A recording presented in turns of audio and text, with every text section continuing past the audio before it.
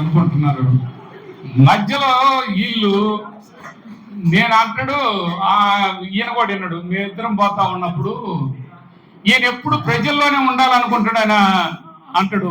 ఆంజనేయులు ఈయనకి ఎప్పుడు ఒక్కడు కావాలి ప్రజల్లో ఉండాలని ఏదో ఒకటి మాట్లాడుతున్నాను. నువ్వు ప్రజల్లో ఉండాలనుకోవట్లేదా? ప్రజల ఓట్ల వరకు చాలు నీకు. ప్రజలకు చేసేది ఏమీ లేదు, ప్రజలకు చేసేది ఏమి లేదు, చేసింది ఏమి లేదు. ఎవరో చేసిన వాటి మీద సచివాలయాలు, రైతు భరోసా కేంద్రాలు, హెల్త్ సెంటర్లు ఇక్కడ కూర్చున్న వాళ్ళందరూ కట్టిస్తే ఆ బోర్డులు మార్చుకొని మీరు వేసుకున్నారు. అదేగా మీ సంబడం, మీరు అదేగా. ఇలా ఎన్ని చేసుకుంటా ఉన్నారు, ఎన్ని రక్షించుకున్నారు, వాళ్ళ చెరువులు రక్షించుకున్నారు, వాళ్ళ చేపలు రక్షించుకున్నారు, వాళ్ళ అన్ని రక్షించుకున్నారు, ఆస్తుల్ని అన్ని విధాల బాగా అనుభవించారు. మళ్ళీ రాగానే ఆ పార్టీకి వెళ్తున్నారు, మళ్ళీ ఆ పార్టీలో పోయి మళ్ళీ ఆ చెరువులు బరువులు అన్ని రక్షించుకుంటున్నారు. మేము చైర్మన్ అయ్యాము, అవకాశం ఉంది, రైతుల దగ్గర దోపిడీ చేద్దాం. ఏంటి నువ్వు ఏదేదో చెబుతావు, వ్యక్తిగత దోషం ఎందుకు అని అంటావు. నువ్వు మాట్లాడేది ఏంటి? నువ్వు వ్యక్తిగత దోషం అని మాట్లాడావు మల్లికార్జునరావు. వ్యక్తిగత దోషం నువ్వేం మాట్లాడావు? 3 సెంట్లు వేసుకున్నావయ్యా, నీకెందుకయ్యా ఇది అంటే నాకు 2 సెంట్లు వేసారు, 3వది నువ్వు వేపించుకున్నావు నాకు తెలియదు. కానీ నీవు 3 షుగర్తో ఉండవని నేను అన్నానా? ఎప్పుడు ఏం తినాలన్నా భయమేనని నేను అన్నానా? నాతో పరిగెత్తమని ఎప్పుడన్నా నువ్వు నాతో పరిగెత్తగలవా? ఇప్పుడైనా నువ్వు ఆంజనేయులు ఇద్దరు పోటీలు పెట్టండి, పరుగులు పోటీ పెడదాం. ఎవడు ముసలాడో ఎవడు స్ట్రాంగ్ గా ఉన్నారో అర్థమైపోద్ది. మళ్ళా రాజకీయాలు మానుకుందాం. వ్యక్తిగతంగా దోషం వద్దని చెప్తావు, నీతిగా ఏదో పెద్ద ధర్మ ఇంకా ఏదో ధర్మంగా ధర్మసూత్రాలు పాటించండి అని చెబుతావు. ఒక పక్కన సెంట్లు వేసుకున్నాను, ఆయన ఏమో సెంట్లు గుద్దితే పగిలిపోతాడు. ఏంటి పగిలిపోయేది? అదే చెప్పాను అప్పుడు, అది రోజు చెప్పుకుంటుంటారు, రోజు తిప్పుకుంటుంటారు. నాకేంటంట ఇది మీ నాయకుడి దగ్గర మచ్చలేదు, మీ దగ్గర మచ్చలేదు, మా దగ్గర మచ్చలేదు. మచ్చలు ఉన్నాయంటే చూసుకోండి, ఉప్పు తీసుకొని, అంతేగాని మా దగ్గర ఎలాంటి మచ్చలు లేవు. మరి అంతా ఓపెన్, మీకు కావాలంటే ఫోటోలు తీసి మీకు ఇస్తాం. మాదంతా కూడా మా చరిత్ర అంతా ఫోటోలు, మీకు ఎలా కావాలంటే అలా తీసుకోండి, ఏం కావాలంటే అది పెట్టిస్తాం. తిప్పుకోండి, ఓట్లు కట్టుకోండి. ఏం చేస్తాం దానికి? మాట్లాడితే మాట్లాడిన అంటారు, మీరు మాట్లాడే ఎట్లుంటాయి. మరి 3 స్టెంట్లు వేసుకున్నతోటి నువ్వు రా నడుద్దాం, లేదు పరిగెత్తుదాం, పోటీలు పెట్టు. ఇంకా రాజకీయం మానుకోకపోతే మళ్ళీ అప్పుడు అడుగు. మీరు మానుకుంటారా? ఆంజనేయులు చెబుతురు గుద్దుతురు అంటే ఏంటే నువ్వు గుద్దేది? నువ్వు నిజంగా ఇలాంటి మాటలు మాట్లాడితే నాకేదో సాయి అంటది, నేను ఏదో సాయి మిమ్మల్ని అనాలని, అది చెప్పాలని మీరు అనుకుంటారు. ఇవన్నిటికీ ఎక్కడ బ్రహ్మనాయుడు పడిపోయే, ఎక్కడైనా గౌరవం అవన్నీ ఏదన్నా ఉంటే మా కార్యకర్తలతోటి నేను వాళ్ళకు న్యాయం చేయాలని చూస్తాను. వాళ్ళకి ఏదైనా చేయలేకపోతే వాళ్ళని చూస్తే భయపడతానేమో. కానీ ఎక్కడైనా తప్పు జరిగిందని నేను మా నిజమైన కార్యకర్తకి అప్పుడు పదవులు ఇవ్వలేకపోయానని, అప్పుడు మంచి చేయలేకపోయానని వాళ్ళని చూస్తే భయపడతానేమో. కానీ మీలాంటి వాళ్ళని చూస్తే నేను భయపడుతున్నా. ధ్యాస అని అంటారు అది అన్న.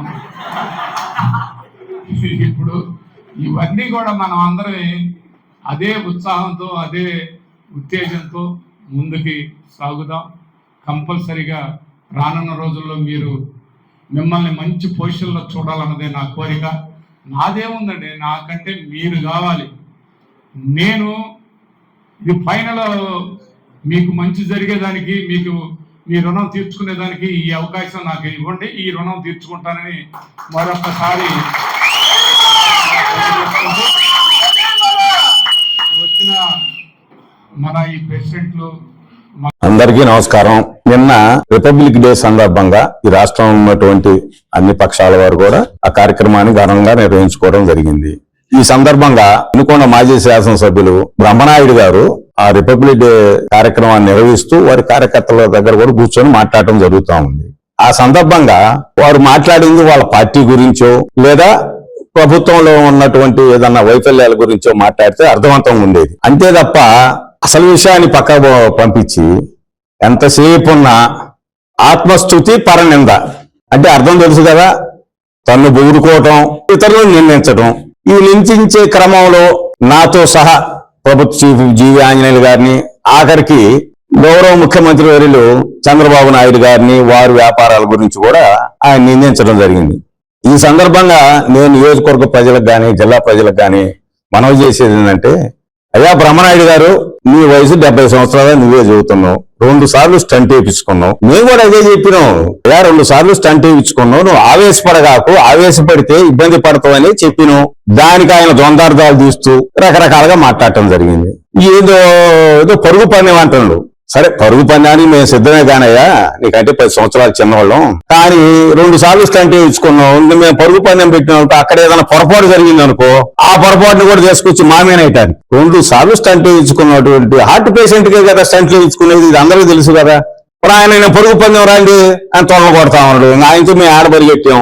ఆంజనేయ గారికి అయితే హార్ట్ పేషెంట్ కాదు, షుగర్ కూడా లేదు, నాకైతే డయాబెటిక్ ని, అది అందరికీ తెలిసిన సత్యమే. మాకేం హార్ట్ పేషెంట్లు కాదు కదా, మేము పరిగెట్టేది ఎక్కడండి, నీతో పాటు మేము పరిగెట్టలేము కానయ్యా, నువ్వు పరిగెట్టొద్దు. పరిగెట్టి ఏదైనా జరిగితే ఆ నింద మా మీనొద్దు స్వామి, నీకు నమస్కారం, నువ్వు ప్రశాంతంగా నిండి నీరోళ్ళు జీవించాలనేది మేము కోరుకుంటా ఉన్నాం. అదే విధంగా ఇక పార్టీల మార్పిడి గురించి ఆయన మాట్లాడారు. ఎంత విచిత్రంగా ఉందండి. 4 సార్లు పార్టీలు మారిన మీరు పార్టీ మార్పిడి గురించి, లేకపోతే అక్కడ కూర్చున్న ఆయన ఎక్కడ గురించి మాట్లాడుతా ఉంటే నాకు నవ్వు వస్తా ఉంది. మీ మీద నాకు కోపం కూడా కాదు, ఒక రకమైన అసహ్యం, నవ్వు వస్తుంది. ఎందుకంటే ఇదే మండల పరిషత్ ఆఫీసు ముందు నన్ను చూస్తే పచ్చగా నెత్తురు వస్తుంది, నేను అచ్చమైన స్వచ్ఛమైన తెలుగుదేశం కార్యకర్తని అని మాట్లాడింది నా దగ్గర వీడియో ఉంది ఈ రోజు కూడా. ఆ తర్వాత పీఆర్పీలోకి పోయిను. ఆ పీఆర్పీలోకి పోయిన తర్వాత కూడా చిరంజీవి మా నాయకుడు, చిరంజీవి నన్ను బ్రహ్మాండంగా అభిమానిస్తాడు, ఇట్లాంటి మంచి నాయకుడు మాకు దొరకడు, నన్ను రైతు నాయకుడిని చేశాడని నువ్వే చెప్పావు. అవి కూడా ఎన్నుకునే అందరు కార్యకర్తలు అన్నారు. ఆ మరుసనాడే మళ్ళా తెలుగుదేశంలో వాడి వైసీపీలోకి వెళ్ళావు. ఈ విధంగా ఇన్ని కప్పదాట్లు వేసినటువంటి నీకంటే పార్టీలు మారిన వ్యక్తులు ఇక్కడ ఎవరు లేరు. నేను ఎన్నో సందర్భాల్లో చెప్పా, నేను కాంగ్రెస్ లో ఉన్నానయ్యా, తర్వాత వైసీపీలోకి వచ్చా. ఈ రోజు నీ మూలాన్నే నేను పార్టీ మారి మీతో పాటు ఈ రాష్ట్ర భవిష్యత్తు కోసం చంద్రబాబు నాయుడు నాయకత్వంలోకి వెళ్తా ఉన్నాను. ఆయన ముఖ్యమంత్రి అయితే ఈ రాష్ట్రం మన బిడ్డల భవిష్యత్తు బాగుంటుందని నేను ఎన్నికల ముందే చెప్పా, ఎన్నికల ముందే వెళ్ళా. నేను పదవుల కోసం లేకపోతే ఇంకోటి కాదు, నువ్వు చేసినటువంటి అన్యాయాలు, నువ్వు రైతుల పట్ల వ్యవహరించినటువంటి తీరు, నువ్వు చేసినటువంటి దుర్మార్గాల వల్లే నేను పార్టీ మారాల్సి వచ్చింది. దాంతో పాటు చంద్రబాబు నాయుడు గారి నాయకత్వాన్ని నమ్మి ఆయన వస్తేనే మంచి జరిగిద్దని వెళ్ళటం జరిగింది. అది ఈ రోజు భగవంతుడి దయ వల్ల నిజమైంది.